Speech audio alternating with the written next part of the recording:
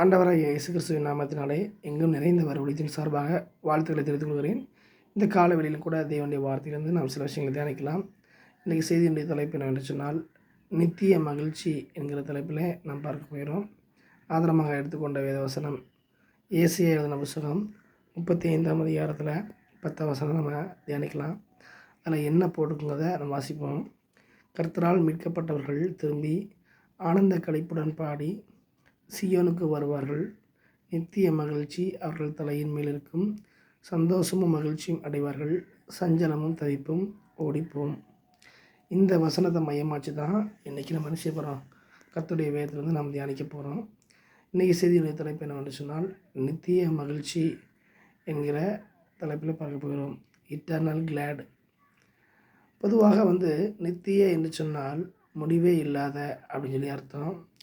நிரந்தரமான அர்த்தம், நிலையான அர்த்தம். மகிழ்ச்சி என்றால் உலக பிரகாரமான மகிழ்ச்சி அல்ல, ஆண்டவர் கொடுக்குற மகிழ்ச்சின்னு அர்த்தம். அப்போ முடிவே இல்லாத கடவுள் கொடுக்குற அந்த மகிழ்ச்சிக்கு தான் நித்திய மகிழ்ச்சி என்று பெயர். இந்த உலகத்தில் பலவிதமான மகிழ்ச்சி இருக்குது. பெற்றோர்கள் மூலமாக வருகிற மகிழ்ச்சி இருக்குது, பிள்ளைகள் மூலமாக வருகிற மகிழ்ச்சி இருக்கிறது, சொந்த பந்தங்கள் மூலமாக வருகிற மகிழ்ச்சி இருக்கிறது, ஆசிரியர்கள் மூலமாக வருகிற மகிழ்ச்சி இருக்கிறது, நண்பர்கள் மூலமாக வருகிற மகிழ்ச்சி இருக்கிறது, உறவுகள் மூலமாக, அறிந்தவர்கள் தெரிந்தவர்கள் மூலமாக, உடன் பணிபுரிகிறவர்கள் மூலமாக வருகிற பலவிதமான மகிழ்ச்சி இருக்கிறது.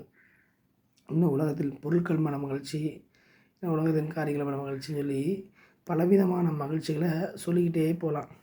இருந்தாலும் இந்த நித்திய மகிழ்ச்சி என்று பார்க்கிற பொழுது இதையெல்லாம் தாண்டி அது மேன்மையானதாக இருக்கிறது.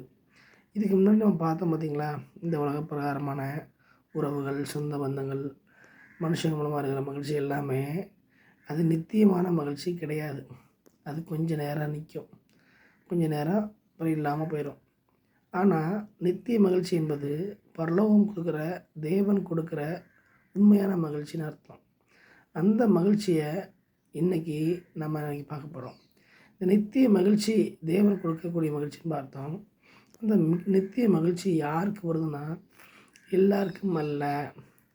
வசனம் சொல்கிறது, கர்த்தரால் மீட்கப்பட்டவர்கள் திரும்பி ஆனந்த களிப்புடன் பாடி சீயோனுக்கு வருவார்கள்.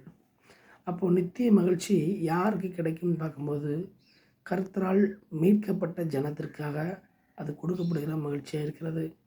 கர்த்தரால் மீட்கப்பட்ட நிலைனா என்ன? ஆண்டவராக இயேசு கிறிஸ்து எனக்காக ரத்தம் சிந்தி, எனக்காக மரித்து அடக்கம் செய்யப்பட்டு 3ஆம் நாள் உயிரோடு எழுந்தார்.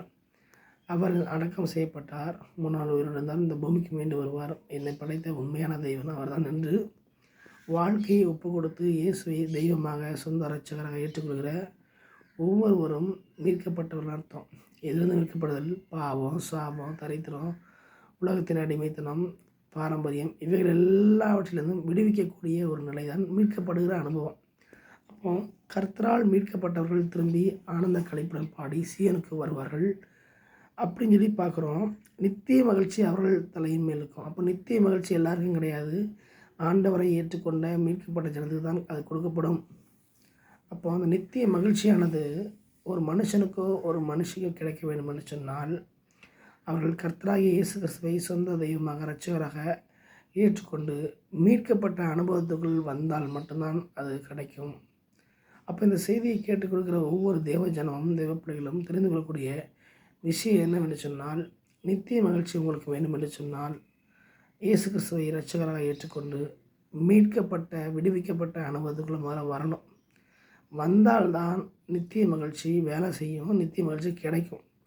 நாம் மீட்கப்படாத நிலையில் இருந்துக்கிட்டு, நம்ம இயேசு கிறிஸ்துவை இரட்சகராக ஏற்றுக்கொள்ளாமல் இருந்துக்கிட்டு நித்திய மகிழ்ச்சி கிடைக்கணும்னு சொன்னால் அது பிரயோஜனப்படாது. ஒன்றை பெறணும்னா ஒன்று இழந்தான் ஆகணும். அப்போ நித்திய மகிழ்ச்சி தேவன் கொடுக்கக்கூடிய விதத்தில் அவர் ஆயத்தமாக தான் இருக்கிறாரு.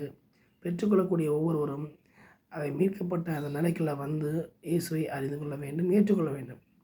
ஆகவே இந்த நித்திய மகிழ்ச்சிங்கிற தலைப்பில் பார்க்குற நாம், தேவன் தான் அதை கொடுப்பாருன்னு பார்த்தோம்.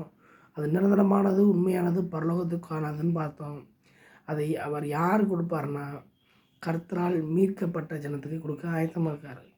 எனவே இந்த செய்தியை கேட்குற ஒவ்வொருவரும் மீட்கப்படுவதற்கு ஒப்பு கொடுத்து இயேசு கிறிஸ்துவ இடத்துல தங்கள் வாழ்க்கையை அர்ப்பணித்து ஆண்டவரை நோக்கி முன் வருவோம் என்று சொன்னால் நிச்சயமாகவே தேவன் கொடுக்குற அந்த நித்திய மகிழ்ச்சி அனைவருக்கும் அது கிடைக்கும் என்பதில் எவ்விதமான சந்தேகமும் இல்லை. ஆகவே நித்திய மகிழ்ச்சியை பெற்றுக்கொள்ள ஒவ்வொருவரும் வர வேண்டும் என்று ஆண்டவர் விரும்புகிறார். உலகப்பிரகாரமான மகிழ்ச்சியெல்லாம் கொஞ்ச நேரம் கொஞ்ச நாள் தான் மாறி போய்விடும். ஆனால் தேவன் கொடுக்குற நித்திய மகிழ்ச்சியானது அது மாறாததாக, நிலையானதாக, நிரந்தரமானதாக இருக்கிறது. எனவே இந்த வார்த்தைக்கு உங்களை ஒப்பு கொடுத்து தொடர்ந்து நித்திய மகிழ்ச்சியை பெற்றுக்கொண்டு தேவன் தரக்கூடிய அந்த மீட்கப்பட்ட அந்த அனுபவத்தை பெற்றுக்கொள்ள வேண்டும் என்று சொல்லி உங்கள் அனைவரையும் எங்கும் நிறைந்தவர் ஊழியம் வாழ்த்துகிறது. ஆமேன்.